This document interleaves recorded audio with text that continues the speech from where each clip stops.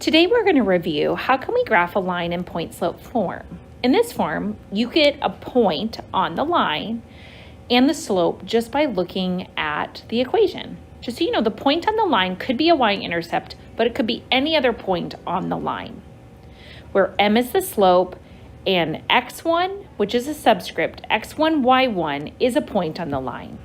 So let's take a look at one equation, which is right here. Now, when I write it, it might be helpful for me just to write real quick the equation underneath. So the equation, remember, is y minus y1 is equal to m times the quantity x minus x1. So let's identify the point and the slope first. So the slope of this line is going to be 2. I can see it right here where the m is. And then if my ordered pair is shown in this as x1, y1, then x1 is going to be 5, which is my x value, and then my y1 is going to be 3. Okay, so I'm just using that equation just to pull that information. So in order to graph this, I'm not going to start on the y-axis because I don't have a y-intercept. I just have another point on the line. And so I'm going to go ahead and plot my point 5, 3. So I'm going to go 5 on the x, 1, 2, 3, 4, 5, and up 3. So there's 5, 3. And then I'm going to grow now from 5, 3 so I can see a slope of 2. Now 2 is kind of unique too because 2 is a whole number. So just remember that means 2 over 1. And if my change in y is 2 and my change in x is 1, I can go up 2 and 1 to the right. Up 2, 1 to the right. If I wanted to, I could work backwards and go down 2 and 1 to the left. I don't need to know what the y-intercept is, but I could. I could take it all the way back, and then here's my line. So even though this equation was in point slope, I saw 5, 3, which is right here, and I grew by 2. It means the same as this equation, y equals 2x. Let's see what the y-intercept is.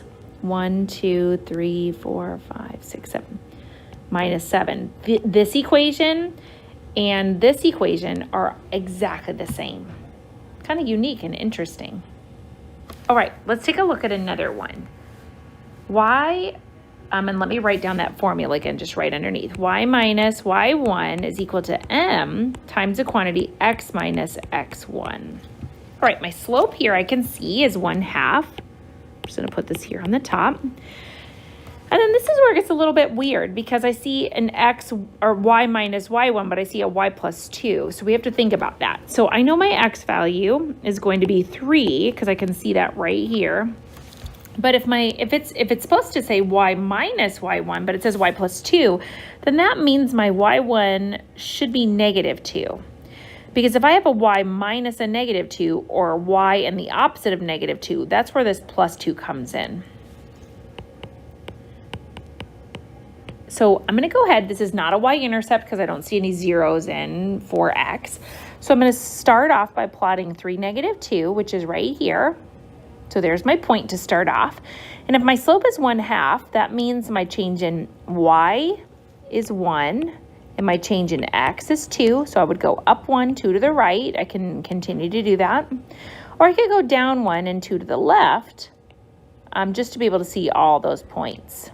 Now, if I did want to rewrite this equation, I could say that it's y equals 1/2 x. I'm not exactly sure what this y-intercept would be, but I know it's got to be something maybe like 3 2/3 or something. It's really close to that. It's just not going to be exact. Now, these are strategies and tools that help me graph in point slope. Just remember, you could always, if you see an equation in point slope form and you like to graph in slope intercept better, then you can convert it so it says y equals. So if I would do that, I would do 5 times x, which is 5x, 5 times 3, which is 15. And again, I'm just using tools that I already know about solving to be able to convert this into a form that I feel more comfortable with. So I would add 5 to both sides, and I would get y equals 5x plus 20. These are what we call equivalent. So this equation right here is equivalent to this one.